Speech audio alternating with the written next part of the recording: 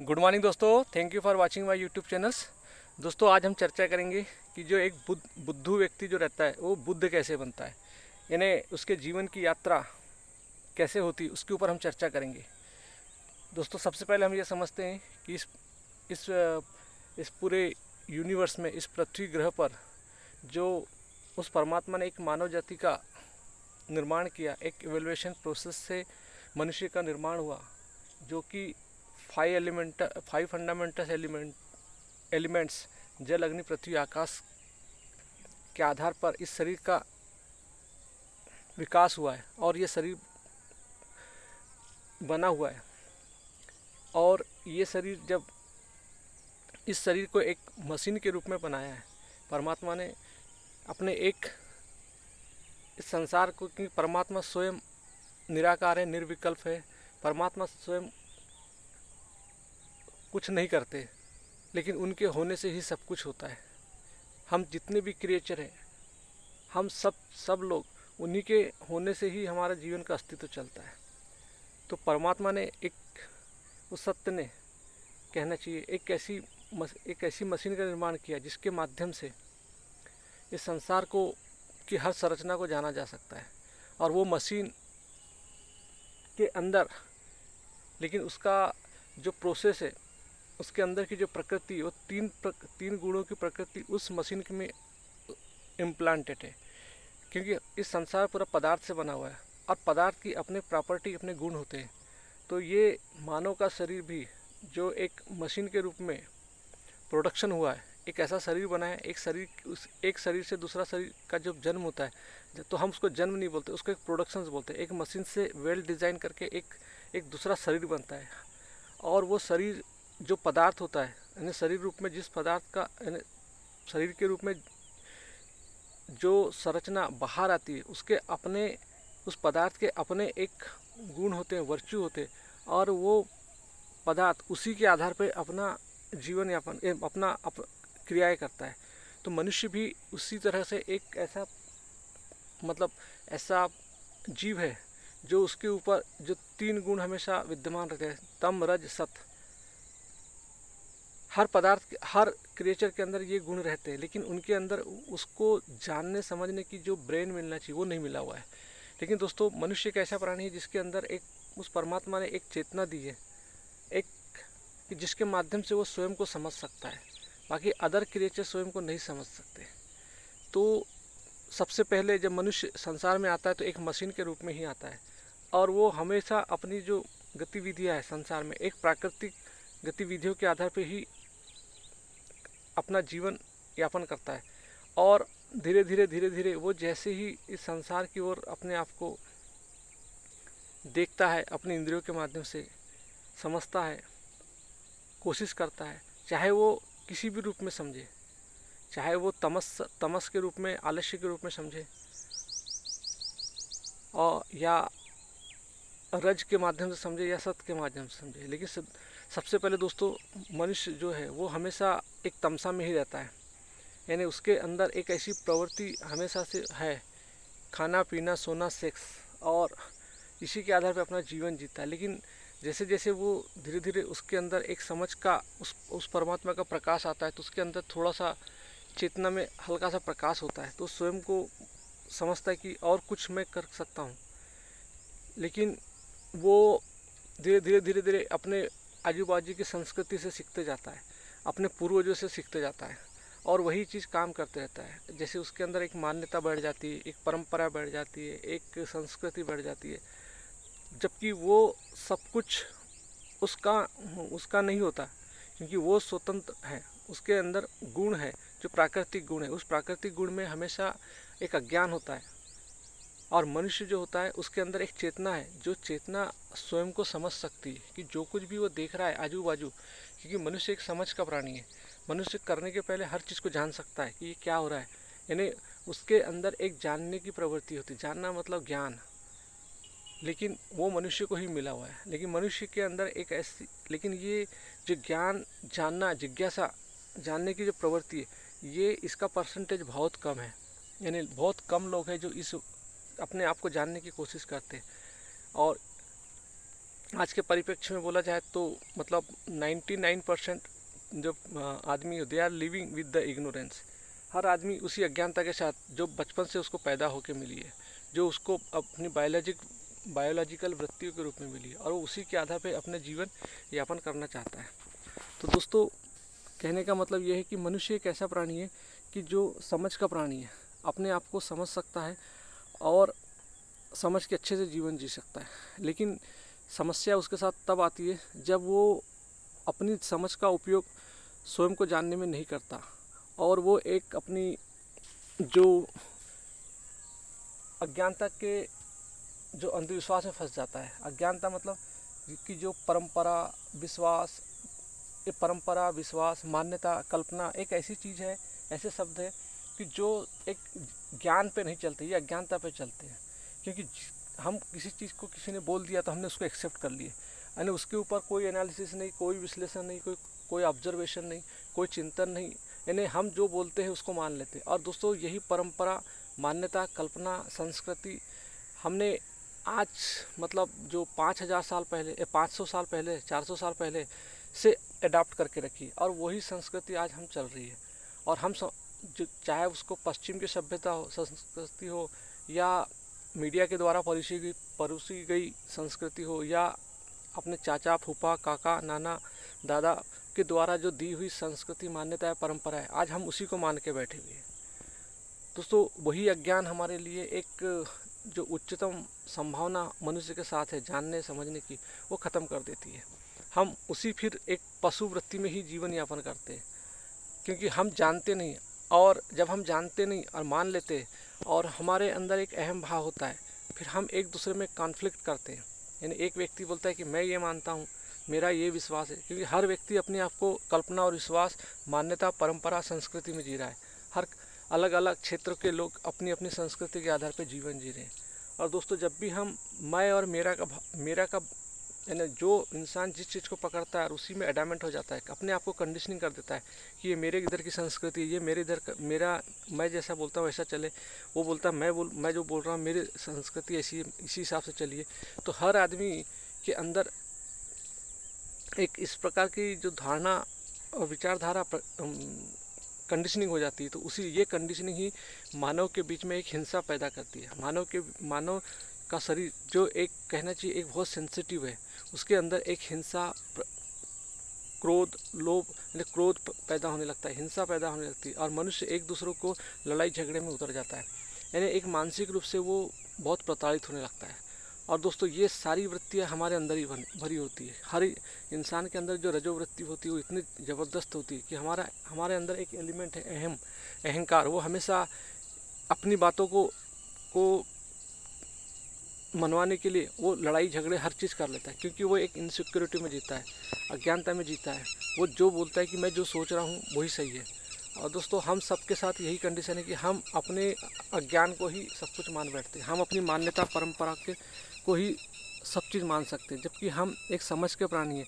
हम समझ से हर चीज़ को समझ सकते हैं। आज दोस्तों देखिए, आज हमारे सभी धर्मों में कहना चाहिए शादी विवाह की जो रस्में चलती है, इनके बीच में देखिए कितने सारे नियम बने हुए हैं। दहेज से लेके, पंडित से लेके, हर चीज़ से लेके पुरानी परंपरा, रीति रिवाज, ये सब चीज़ कितनी कुट के भरी हुई है। और आप देखिएगा, अब तो बहुत ज़्यादा ये हो गया है कि जो पाश्चात्य जो वेस्टर्न कल्चर हमारे इतना कितना हमको गुलाम बना चुका है। और दूसरी चीज़, जो टीवी मीडिया में जो शादियाँ होती है, हर आदमी ने उसको कितना अडॉप्ट कर लिया है। हर आदमी में कुछ तथ्य ना जानकर उनकी नकल करना शुरू कर दिया, और वो नकल आज हम आम आदमी के ऊपर छाने लगी है। और यही कारण है दोस्तों कि आज हमारे बीच में जो शादियाँ होती है, जस्ट शादी के 4-6 महीना नहीं होता, साल भर नहीं होता, और आदमी के बीच में मतलब एक कॉम्प्लिकेशन, मतलब कहना चाहिए वाद विवाद चालू हो जाता है। दो परिवारों के बीच में वाद, जो परिवार शादी के पहले बड़े अपने आप को एक दूसरे से मतलब अच्छा समझते थे और रिश्ता कर लेते, और जैसे ही रिश्ता जुड़ते उनके बीच में एक दूसरे के बीच संस्कृति को लेके, लेन देन को लेके एक विवाद सा पैदा होने लगता है। एक समझ निर्मित नहीं होती। हर आदमी अपने इसमें लगा रहता है कि मेरे रिश्तेदार आ रहे हैं, मैं उनको सेटिस्फाई कैसे करूं। यानी हर आदमी अपने अहंकार को बढ़ाने के लिए ऐसा लगता है कि उसको मैं ऐसा कर लूँगा तो वो हो जाएगा, ऐसा कर लूँगा तो ये हो जाएगा। तो दोस्तों हमारे अंदर एक ऐसी रिफ्लेक्टेड कॉन्शियसनेस का जन्म हो जाता है कि हम बाहर की संस्कृति से सोख कर, जबकि वो हमारा नहीं है, हमारा यानी हमारे अंदर कुछ भी नहीं है, सब हमने बाहर की संस्कृति से किसी टीवी मीडिया से लिया है। हमने जो पूर्व जैसे चाचा फूफा काका नाना इनसे जो परंपरा चली आ रही इनको एक पकड़ के रखा है। दोस्तों ये सब परंपरा अज्ञान है। हम समझ के प्राणी, हमको धर्म मिला है, हमारे सनातन धर्म मिला है स्वयं को जानने के लिए, स्वयं को समझने के लिए। दोस्तों इन सब चीज़ का सरोकार हमारे धर्म से बिल्कुल भी नहीं। ये सब लोक धर्म कहलाते हैं। एक लोक संस्कृति, लोक मान्यता के द्वारा निर्मित जो धर्म है उसको लोक धर्म कहते हैं। लोक सत्य जो लोगों के द्वारा जो माना कि चीज़ों को ही सत्य मान लिया जाता है उसे लोक सत्य कहते हैं। लेकिन दोस्तों और जब लोक सत्य जो होता है वो हजारों लोगों के हजार सत्य होते हैं, हजारों लोगों के हजार धर्म होते हैं, जबकि वास्तविक सनातन धर्म सिर्फ एक होता है। वास्तविक सत्य एक होता है कि सिर्फ अज्ञान के खिलाफ लड़ना, अज्ञान को जानना, स्वयं को जानना, स्वयं की पार्श्विक वृत्तियों को जानना, स्वयं के द्वारा रचित, जो हमारे मन के द्वारा अज्ञान के कारण रचित हमारी परंपरा कल्पना को छोड़ना, यही धर्म कहलाता है। और दोस्तों आज हम ये है कि हम अपनी परंपराओं को ही अपना धर्म मान के बैठे हैं, और यही कारण है दोस्तों आज हमारे बीच में इतनी हिंसा है, क्लेश है, द्वेष है, और आने वाला जनरेशन कितना कॉम्प्लिकेटेड होते जा रहा है। दोस्तों हम जो इतना रीति रिवाज ये सब जो बनाया गया है ये सिर्फ और सिर्फ एक आडंबरी पाखंड है, सुपरस्टिशंस है। इसके गहराई में जाइए, इसको समझिए। भगवान श्री कृष्ण गीता में क्या समझाते हैं। हमारी संस्कृति को यदि आप अपनी सनातन संस्कृति को अपनाना चाहते हैं तो 1000 साल पहले जाइए, हमारे उपनिषद की संस्कृति क्या बोलती है। दोस्तों हमारे सनातन के जो उच्चतम ग्रंथ है उपनिषदों के पास जाइए, श्रीमद् भगवद गीता के पास जाइए, आप देखिए कि वहाँ की संस्कृति क्या थी और आज की संस्कृति क्या है। दोस्तों ये डिफरेंट संस्कृति है। हम जो जी रहे हैं एक बहुत ही कहना चाहिए अज्ञानता की ज़िंदगी जी रहे हैं, एक मटेरियल लाइफ स्टाइल में जी रहे हैं। और यही मटेरियल लाइफ स्टाइल जो है आज हमें न जाने मानसिक रूप से कितनी बीमारियों का शिकार बना रही है। आपस में लड़वा रही है, झगड़े करवा रही है, आपस में डिस्प्यूट हो रहे हैं, तलाक हो रहे हैं, पति पत्नियों में विच्छेदन हो रहा है, रिश्तेदारियों में विच्छेदन हो रहा है। दोस्तों आज देखिए जो भी चाहे वो दो रिश्ते जब बनते हैं तो इस समाज ने उसको कैसा नाम दिया, एक शुभ पवित्र रिश्ता। दोस्तों पवित्र रिश्ता तो तब होता है जब जहाँ सनातन धर्म के आधार पर सब काम होता है। पवित्र रिश्ता तो सिर्फ ये होता है कि हम अपनी अज्ञानता मान्यता को छोड़े, हमारे अंदर जो क्षुद्रता है, हम ये शरीर जो हमें मशीन के रूप में मिला, इस मशीन के अंदर जो इम्प्लांटेड वर्च्यू है, गुण है, उसको समझे कि ये गुण कैसे चलते हैं, ये अपने स्वतः चलते हैं, स्वतः इनकी गति होती है। और हम होश के प्राणी हैं, हम समझ के प्राणी। यदि हम अपनी समझ से इस शरीर के अंदर, जैसे भगवान श्री कृष्ण कहते हैं कि ये शरीर जो होता है, इस शरीर की जो प्राकृतिक गतिविधि है, ये शरीर उसी के आधार पर चलता है। ये शरीर अपने नियमों के आधार पर चलता है। ये शरीर खाना पीना सोना sex hormonal everything is the happening according to nature law. मतलब इसके अंदर दोस्तों हमारा कुछ का अपना स्वयं का कुछ नहीं होता। इट इज़ हमारे अंदर सारे विचार भावनाएं सब केमिकल्स इम्प्लांटेड है। एक मशीन के जो गुणधर्म होते हैं वो हमारे अंदर भरे हुए हैं, लेकिन हमारे अंदर दोस्तों एक ही चीज़ है, वो है समझ, वो है बोध, वो है रियलाइजेशन। यदि हम अपने जीवन में आनंद तभी पा सकते हैं जब हम अपने अंदर देखना चालू करें। यानी हमारे को जो दो आंखें जो है द्वैत की वो बाहर दिखाती है, लेकिन हम यदि एक अपने अंदर एक त्र्यंबक, जैसे भगवान मतलब शिव जी का हम एक बहुत अच्छा मंत्र पढ़ते हैं, ओम त्र्यंबकम यजामहे सुगंधिम पुष्टि वर्धनम।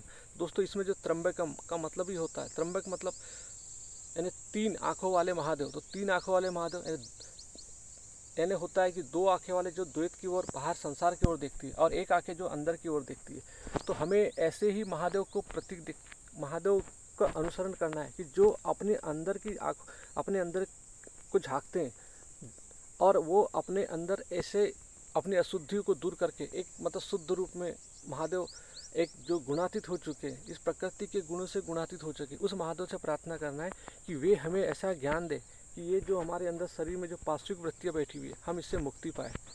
दोस्तों हर आदमी आज समझ ही नहीं पा रहा है कि हमारे अंदर जो हमारी बायोलॉजिकली पार्श्विक वृत्तियाँ इस शरीर में बैठी है, इसी के कारण हमारे जीवन में राग द्वेष क्लेश जो बना रहता है। हमें न जाने ये प्रवृत्तियाँ किस किस रूप में ललचाते रहती, हर प्रकार के वाद विवाद में फंसाने का काम करती ये वृत्तियाँ। और इसी के कारण से आज हमारे समाज में डिस्प्यूट होता है, हम एक दूसरे के लिए दुश्मन बने हुए हैं। दोस्तों, इसको समझना हमारे लिए बहुत ज़रूरी है। आज हर आदमी पैसे का घमंड, यानी अपने अंदर की जो क्षुद्रता है वो अपने अंदर की, क्योंकि हर मनुष्य जो पैदा होता है वो एक अज्ञानता बेचैनी में पैदा होता है, एक टेंडेंसी के साथ पैदा होता है। और हर आदमी ये चाहता है कि मैं, उसका अज्ञान ये होता है कि मैं किसी भी चीज़ को पा के संतुष्ट हो जाऊंगा। दोस्तों, तो कोई आदमी अपने अहंकार को बढ़ा के सोचता है कि मैं लोगों पर रुतबा बना के, मैं कलेक्टर बन जाऊंगा तो मैं रुतबा बना के लोगों को चमकाऊंगा, मेरे हिसाब से हर चीज़ होना चाहिए। यानी जब भी हम प्रकृति के नियमों को वायलेट करेंगे दोस्तों, तो वो नियम हमेशा आदमी के लिए घातक ही होते हैं, क्योंकि हमारा वास्तविक स्वभाव होता है बोध, अंडरस्टैंडिंग, समझ। और हर आदमी देखना जो अपनी पार्श्विक वृत्तियों में जी रहा है, अब पार्श्विक वृत्ति को समझने के दोस्तों सबसे बड़ा ये होता है कि आपको अपने संत महात्माओं का संग करना चाहिए, अच्छे ग्रंथों के पास जाइए, तब आपको समझ आएगा कि मनुष्य के अंदर कितनी गंदगी, कितनी दरिद्रता, और जो मनुष्य जिन कल्पनाओं को, परंपराओं को, जिन मान्यताओं को पकड़ कर बैठा है और उसी के आधार पर अपना जीवन जी रहा है, वही मनुष्य की क्षुद्रता है। क्योंकि मनुष्य एक ऐसा प्राणी है जिसके अंदर सब चीज़ को जान सकता है। इसीलिए दोस्तों, जानने वालों ने हमें समझाया है कि मनुष्य पैदा नहीं होता, शरीर पैदा होता है, मनुष्य का निर्माण होता है। मनुष्य एक ऐसा प्राणी जो स्वयं के द्वारा स्वयं का निर्माण करता है। और शरीर एक मशीन है, मशीन अपने गुण धर्म के आधार पर चलती है, मशीन के अपने नियम है, प्रकृति के अपने नियम है, प्रकृति अपने नियमों के आधार पर चलती है। लेकिन दोस्तों, हम समझ के प्राणी हैं, हम अपनी समझ से अपने आप को अच्छे तरह से समझ सकते हैं और अच्छा जीवन जी सकते हैं। इसीलिए हमारे जानने वालों ने, हमारे संत महात्माओं ने हमें समझाया है कि जीवन मुक्ति मतलब सिर्फ हमारा धर्म ही है। मुक्ति मतलब किससे चाहिए हमें जो हमारी बचपन से जो हमें यह अज्ञानता मिलती है, यानी वृत्तियों, पार्श्विक वृत्तियों की जो अज्ञानता है, उसके कारण हमारे जीवन में जो बंधन उत्पन्न होता है, तो हमें उन बंधनों से मुक्ति चाहिए। यही धर्म है कि धर्म वही कहलाता है जो हमारे अंदर जो क्षुद्रता भरी मान्यता, परंपरा, कल्पना, अज्ञानता, इनसे मुक्ति, यही हमारा धर्म है दोस्तों, और यही जीवन की मुक्ति है। तो दोस्तों, इसको समझने के लिए आपको अपने अंदर समझ डेवलप कीजिए, अच्छे शास्त्रों का अध्ययन कीजिए, मनुष्य के अस्तित्व के ग्रंथ पढ़िए, श्रीमद् भगवद गीता, उपनिषद, ब्रह्मसूत्र, भारतीय दर्शन। क्योंकि दोस्तों, जब तक आप दर्शन को नहीं समझेंगे, क्योंकि हर मनुष्य का जो धर्म है वो दर्शन से उठता है। अब भारत दर्शन के मामले में पूरे विश्व में प्रसिद्ध रहा है और आज भी है, क्योंकि भारत में जो दर्शन जो दिया है हमारे ऋषियों ने, जो हमें क्षण दर्शन जो है एक मानव को एक उसके अस्तित्व के रूप में समझाने के लिए दिया है कि मनुष्य है कौन। तो दोस्तों, आप इन ग्रंथों को समझिए, और ये शरीर एक बार मिला हुआ है, ये जीवन एक बार मिला हुआ है, यदि आप समझ से जिएंगे तो आप कभी भी धोखा नहीं खाएंगे। क्योंकि ये शरीर पूरा पार्श्विक वृत्तियों के आधार पर चलता है, अपने नियमों पे, केमिकल स्ट्रक्चर्स के आधार पर चलता है। तो दोस्तों, आई थिंक आपको समझ आया हो। ये दोस्तों, यदि कोई भी कन्फ्यूजन है तो आप इसको डिस्क्रिप्शन बॉक्स में लिख सकते हैं। और दोस्तों, इस यूट्यूब चैनल को सब्सक्राइब कर दीजिए, ताकि इसी प्रकार के मानव जीवन के अस्तित्व से जुड़े हुए जो भी ज्ञान मुझे प्राप्त होगा मैं आप तक शेयर करूँगा। थैंक यू दोस्तों, हैव ए नाइस डे।